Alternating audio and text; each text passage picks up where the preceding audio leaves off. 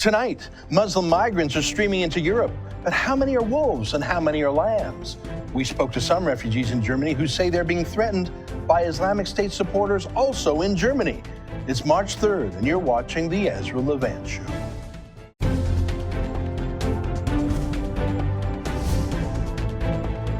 Why should others go to jail when you're the biggest carbon consumer I know? There's 8,500 customers here, and you won't give them an answer. You come here once a year with a sign, and you feel morally superior. The only thing I have to say to the government about why I publish it is because it's my bloody right to do so.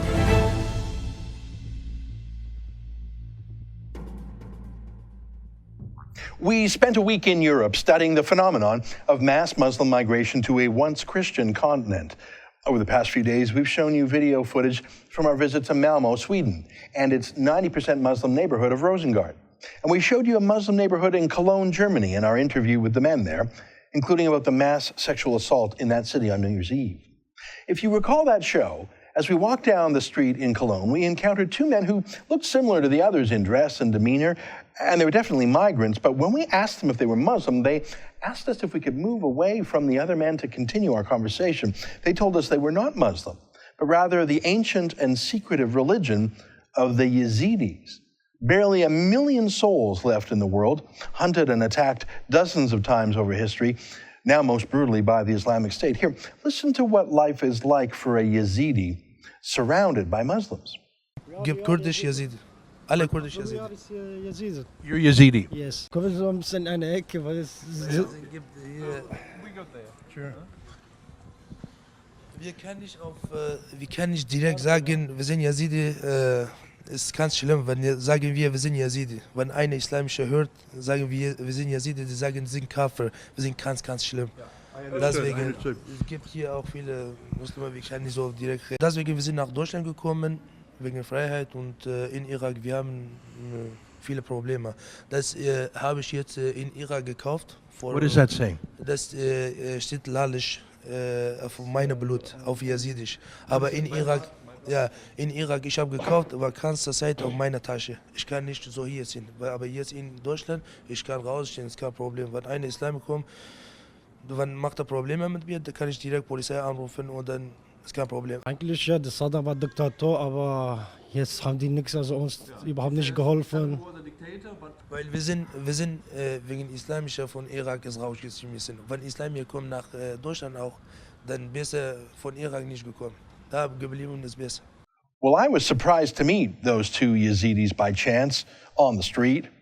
And I was not surprised that they were nervous and secretive, and that one of them kept his Yazidi necklace hidden under his shirt, even in Germany. But the very next day, in the German village of Warburg, I would get to know some Yazidis much better and hear some terrifying stories from them firsthand.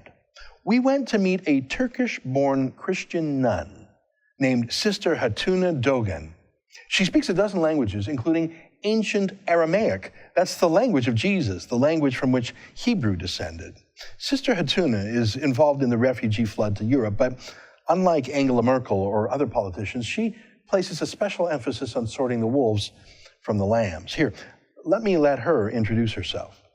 Originally, I'm from southeast Turkey, Oh, yes. near Syrian and Iraq border. You speak so many languages, don't you? I know 13 languages till now. Tell me a little bit about your complex here. You're growing, aren't you?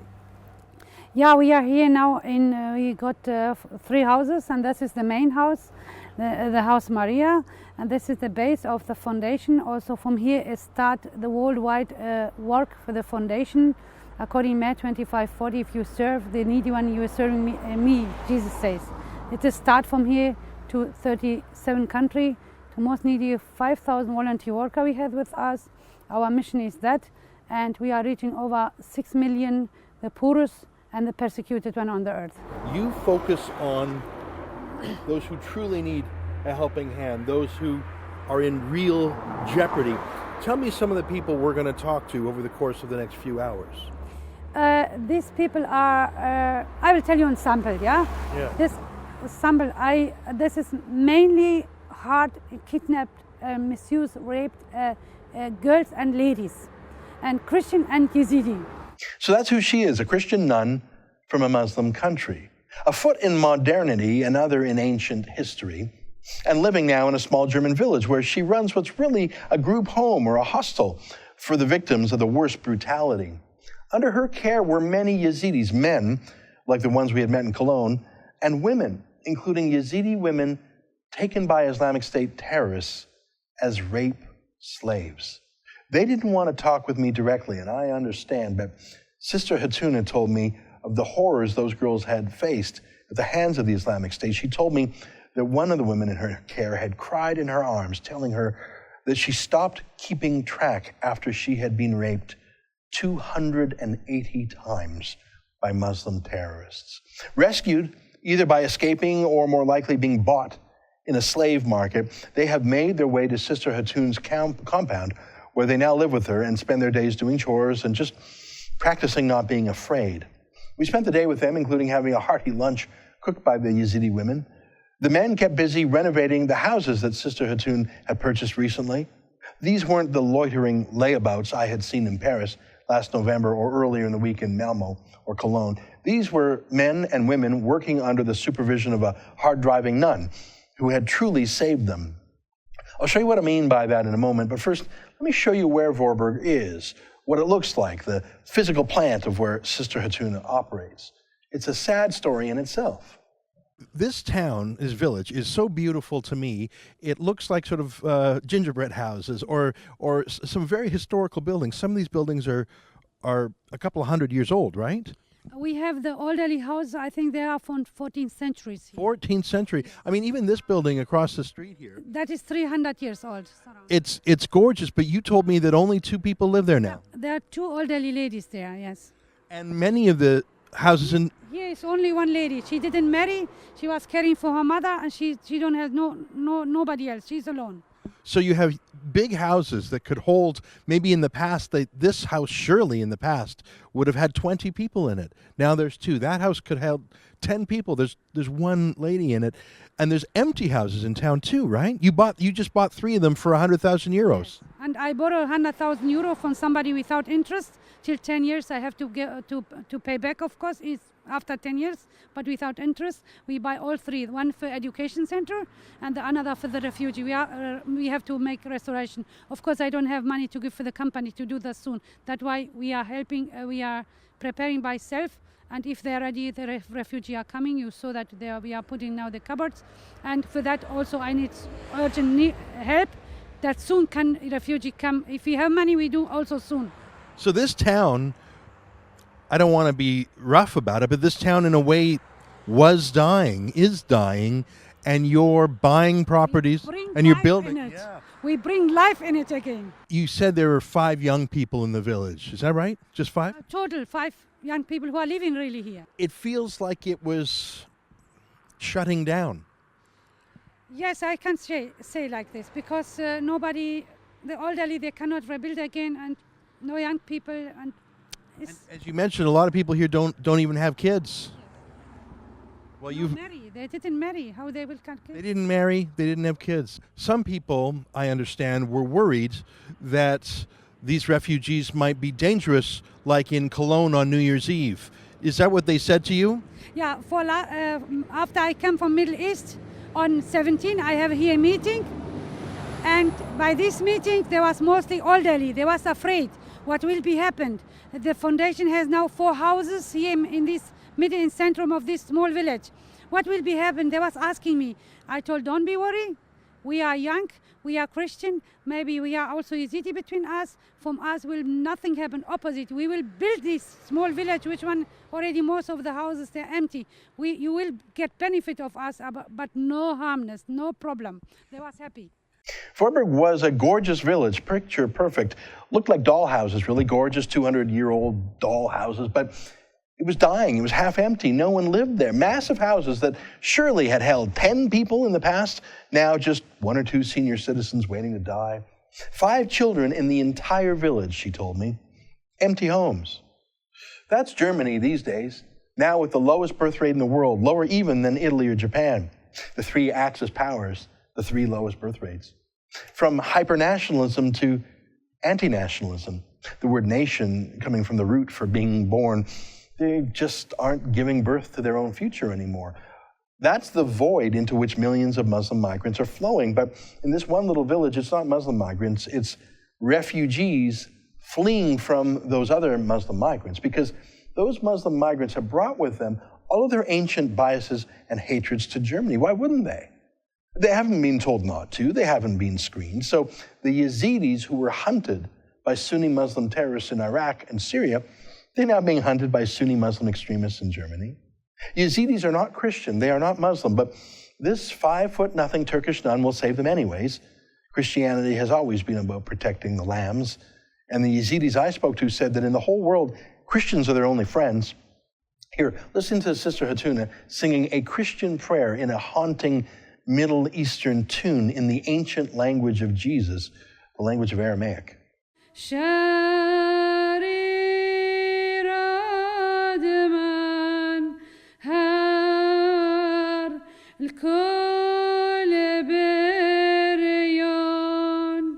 Truly one of the oldest Christian communities in the world, the Syriac Christians like Sister Hatuna. She'll save them, and Yazidis and Coptic Christians from Egypt. We met there too. You'll remember how the Islamic State targets Coptic Christians in Egypt for mass slaughter. They're about extinguishing any non-Muslims from the region. It's truly a genocide. It would be a Holocaust, a total burning, if they had the means to match their ambitions. And for the Yazidis barely hanging on after the centuries with less than 1 million souls left, it may well be a final genocide for them. I spoke with some of the Yazidis that Sister Hatuna is helping, and after the break, I'll share their horrific stories with you. Stay with us.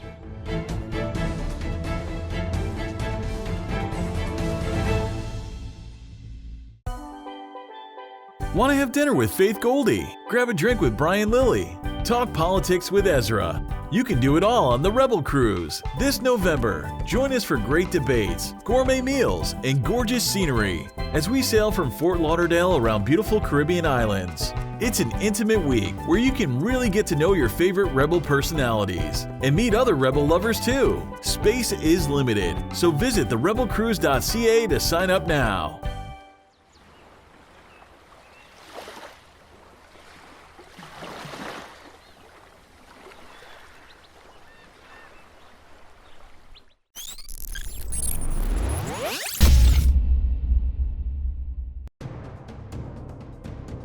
I love Alberta. I've lived here my whole life and I'm proud of it. I'm proud of our free market, pro-business, low-tax, do-it-yourself attitude. And now, I'm watching my province get destroyed. We've all had hints of the NDP's radical views in the past, but no one actually thought they'd ever run this province. Not even them.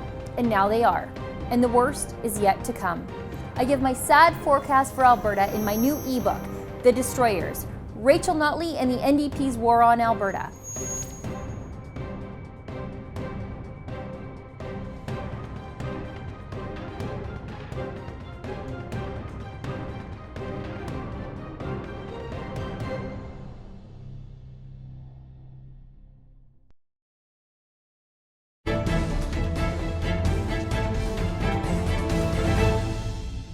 We spoke to the real refugees in Germany. Refugees who aren't even safe in the migrant camps because they're the persecuted Yazidis, being persecuted by other Muslim refugees. Let me show you several interviews I did in Sister Hatuna's house. Sister Hatuna was an interpreter herself. She speaks Kurdish, which is the language of the Yazidis. So she translated my questions to them and their answers back to me. To save time, we'll put her translation, her voice in English, over top of their answers to me in Kurdish. I'll start with this terrifying interview with a Yazidi husband and a wife and their new little baby, newly arrived in Germany. Take a look. They was kidnapped on 3rd of August 2014, and she was 2 months pregnant. The child is here. He's now 10 months old, and they was 5 months in the hand of the ISIS. If it's not too terrible for them to describe, can they tell me and our viewers what happened on that day when they were kidnapped? We was in Khanasur near Shingal city. They took us. Were the families separated, men and women? They separate, depend of the age. The gents completely they separate from us. I don't want to ask uncomfortable questions, but if the family would tell us, what happened to the women who were separated from the families? Our girls, they separate from us 6 upwards. If they're a little bit looking big, then they belong to the sex slave market. They sell them in front of our eyes. They sell our sisters, our daughters. We could not do nothing. Some of the girls, because there was a lot in that time, they sell them just for 10 euro. The age of 6, Yeah. is that because that was the age of Aisha? Yes, Was it- correct, 100%. That's Mohammed's wife Yes. at 6 years old. Were children that young raped? Guarantee. Guarantee. There has no. They take them for that case. That's the reason you're Yes, saying. that's it. Did any people try to fight back? They come back to this house and they will be kill all of them. But this call come. We went. There was third floor. We went upstairs. They has even their machine to cut the woodens. They has the swords. They had different guns. How they cut the bodies. Let me understand what you said. Did Yeah. you say that there were saws, industrial saws to cut people up? Did you? Yes. Is that what you said? He saw it on ice. Yes. Can you please describe, and I know it's terrible, but I think the world needs to know, can you describe that room and what you saw in that room? He says in that room they are like lines, instruments. One he will cut their head, one he cut the hands and the leg. And there was on the line big knives, swords, knives, and khanjar. This is this Arab fighting. This is like a bow. This is also kind of sword.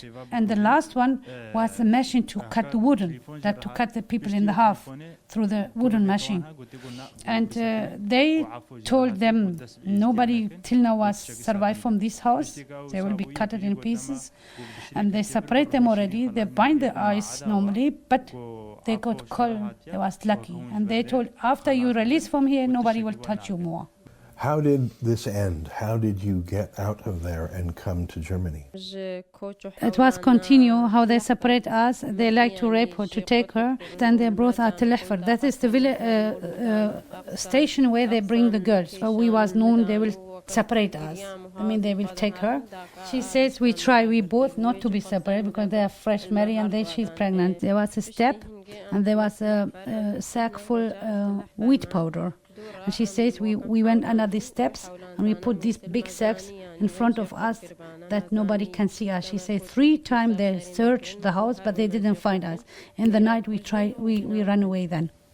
We start in the night first to run away from there, and that was rainy time. Sometimes the water was coming up here, heavy rain, and she was pregnant, of course, with a child. Of course, it's cold.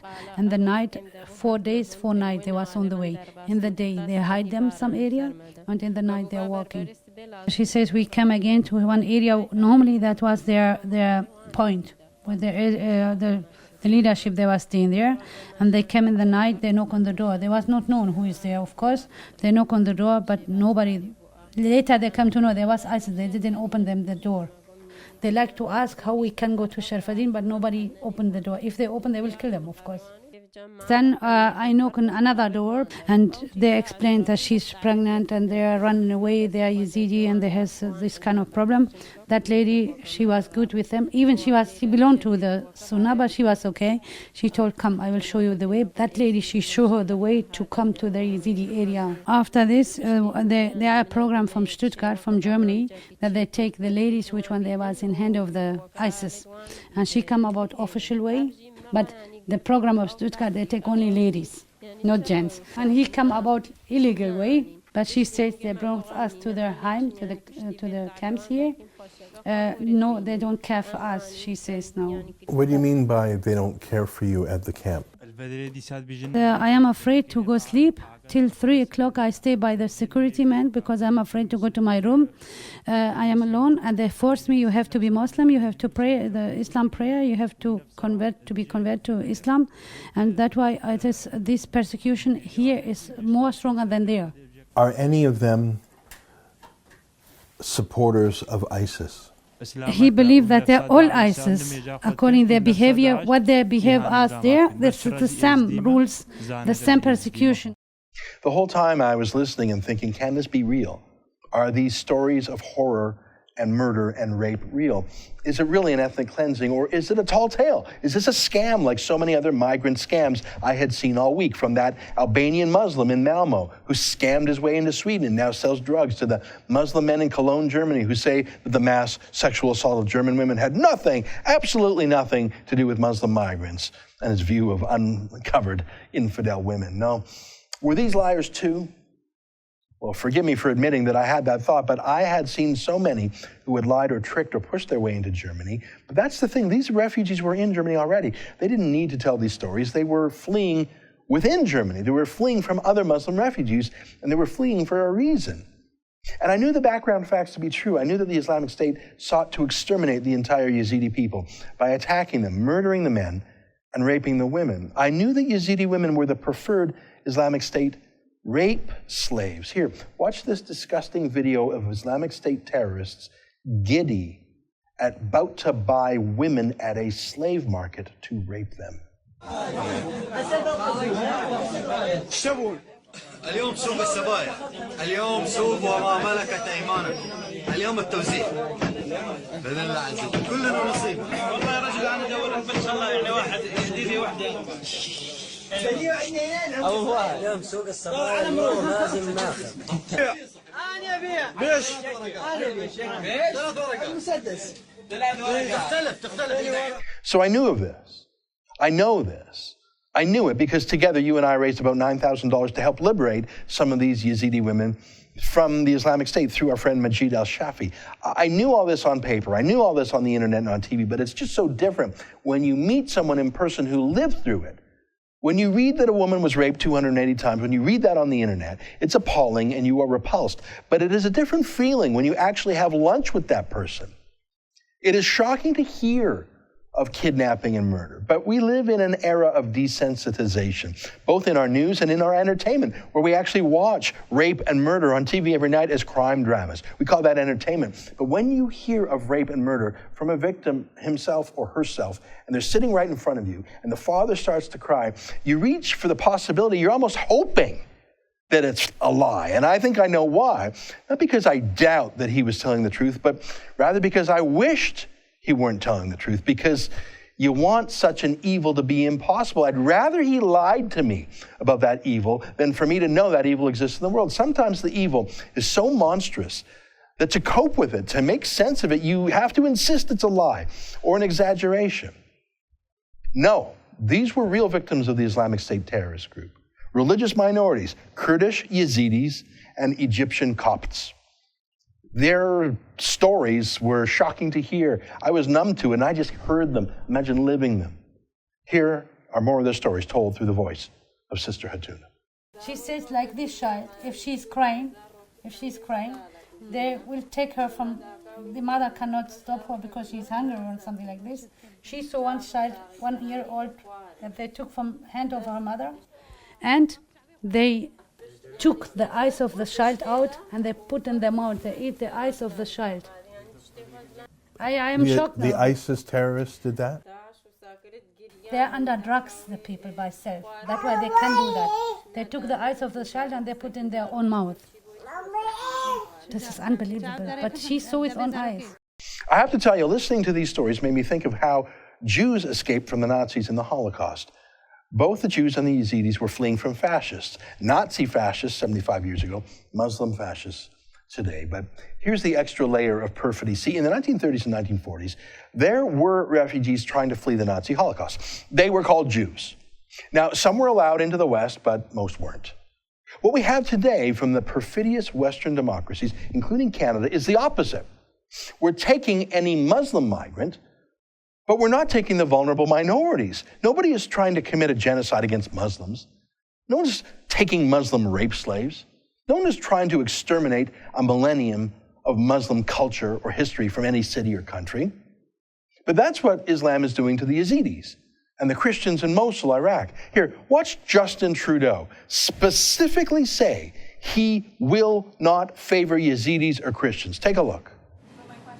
Whether a liberal government would prioritize ethnic and religious minorities. Absolutely not. So he will not favor the true victims. He won't. That would be like a refugee policy in the Second World War saying that Canada would take anyone from Germany. Sure, Jews could apply too, but they certainly wouldn't be favored. Any Germans could flee the West, and none of them would even be asked about their ideology or their views about democracy or minorities. That's precisely what has been done in Germany and now in Canada, taking the wolves, not just the lambs. After the break, I'll tell you about 2 more migrants who were pushed out of their homes because of the Islamic State. True refugees, not the fakers I had met earlier in the week. Stay with us.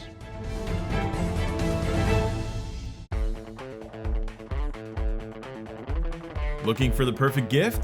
Did you know the Rebel.media has a store? Make a statement with a t-shirt. Have your morning coffee in a Fearless Travel coffee mug. There's even an Ezra Levant bobblehead. It's a one-stop shop for the perfect gift. And don't forget to pick up something for yourself. Go to therebel.media/store to find out more.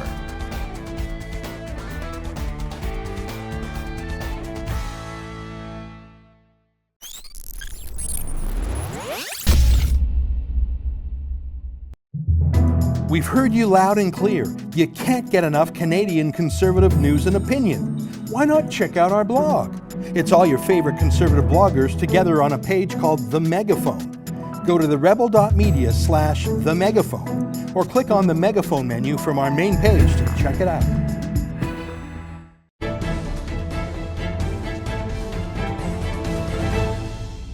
Yazidis, it's an obscure religion, constantly persecuted throughout the years, but our politicians are not distinguishing between wolves and lambs. Well, here are 2 more lambs I spoke with at Sister Hatuna's. Again, it's her voice doing the translation. How did you come to leave the Yazidi home in Shingal and come here to Germany? Why did you leave?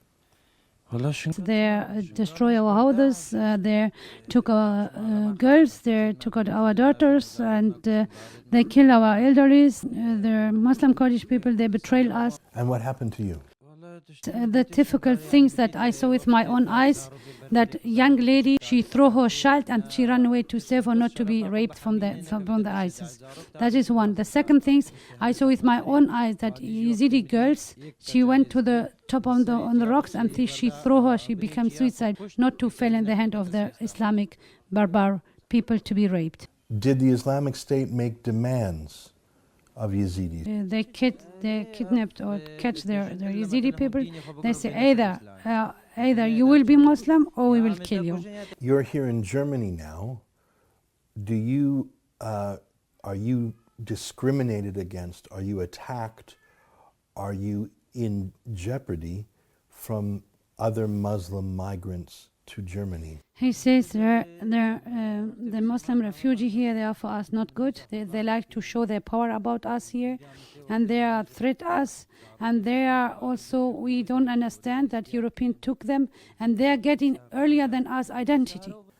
Why do you think Germany and other countries take the wolves and not just the lambs? No. He says it's true. They take the wolf and they let the lamb on the side.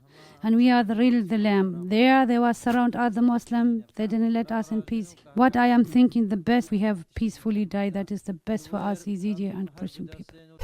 What happened the day Daesh came to your village? What shall I tell to you? They took the girls, they took to them, they killed the elderly, they killed the children, they killed the gents.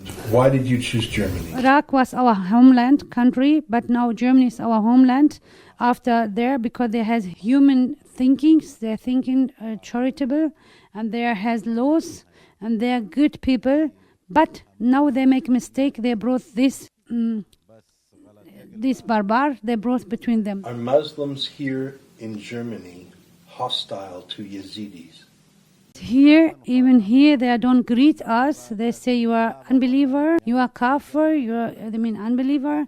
They don't talk to us. Even they don't take glass water from our hand. And here, many times I come in conflict with them. He says they are mostly by me in Berlin, in our camp area. They are from the Middle East people, and they say takfir. Takfir is used word only by Daesh, but they are using in Berlin. Sister Hatuna had told me about one more young Yazidi man who had been kidnapped by the Islamic State as a teenager and told that he would either have to convert to Islam or die. Now, he said he falsely converted to Islam. He never meant to do it, but he wanted to live. He said he would do it to avoid being murdered. He said they were made to work as slaves for the Islamic State. Not rape slaves like Yazidi women were, but workers serving the Islamic State terrorists, doing errands for them, doing jobs. He said that the young men like him were actually given hormones to make their beards grow bigger and faster than, I guess, the teenagers would in the Islamic State tradition. It was a bizarre, horrific 7-month ordeal with as much psychological torture and drug torture as physical torture. Here, listen to his story if you can. What happened on the day that changed your life? On 3rd of August 2014, the ISIS came about us, they kidnapped us, and we tried to run away, but we could not run away. They took the gents to one side, and they told us, you have to be Muslim, and you have to be our soldier, to fight for us after you become Muslim, to kill and slaughter. Did any young Yazidi men refuse? We was in thousands, they kidnapped us, and the gents they refuse to be Muslim. They bind them with the ropes and they put them in the lorries and they brought them, they killed all of them. They show them how they kill them, and they told, if you don't follow us the same way, you will go the same way. So did you have to say the Shahada? He says the elderly, they didn't, they kill them. Then they came to the youth, to us. They told us, you will be Muslim or not. If somebody didn't say yes, till 20 days they beat them. They bind our hand and they was beating us till they are forced to say we are Muslim. Daily they was beating us, and then they was separating us depend of the age. For my group, the small young boys, 7 and 8 and this age, they took them, they separate them from their parents. Till now, we don't know what has happened with them. After everyone was forcibly converted to Islam, then what happened? After this, after 10 days, we was forced to stay. We was afraid. We told, okay, we will be Muslim. And every day, 5 days, they was waking us for the prayer and the Quran schools. They was forcing us to read Quran and to believe in that. And they was teaching us how to kill, to cut the people, and to make suicide by self. So let me make sure I'm clear. They were teaching you Muslim prayers and teaching you Quran. To kill. Yes. The Quran, and teaching you to kill, Yes. and teaching you to be a suicide bomber. Yes. Is that Yes. correct? Yes. And were these things related? Did they say to you that being a Muslim involves killing infidels? They told us only Sunnah Muslim, they are okay. The remain, everybody is kafir. We have to cut all of them. Kill all of them, anybody else. And he say we was youth, they was giving us drugs, some hormones, that we have to have a beard. Were there other drugs to make you high or make you disoriented? They was cooking food for us, they was giving us, and after we ate, first of all we was tired, and then afterwards we was not afraid, we was become like strong. Now they trained you to kill, but they used you as workers or slaves. Slave also the same. Did they ever ask you to use violence against anyone? All the time they was telling us, except Sunni, you have to kill everybody, that you will find that it was as a law. They was not believing 100% that we become from all our heart Muslim. That was, even they told we are Muslim, but they was not believing that they are full Muslim. That's why they was sending them to danger area to be again killed. They were telling you that you had to kill everyone except Yes. for the Sunni. Yes. And you were in Mosul, and then you went to more dangerous areas near the front lines, I presume. Yeah.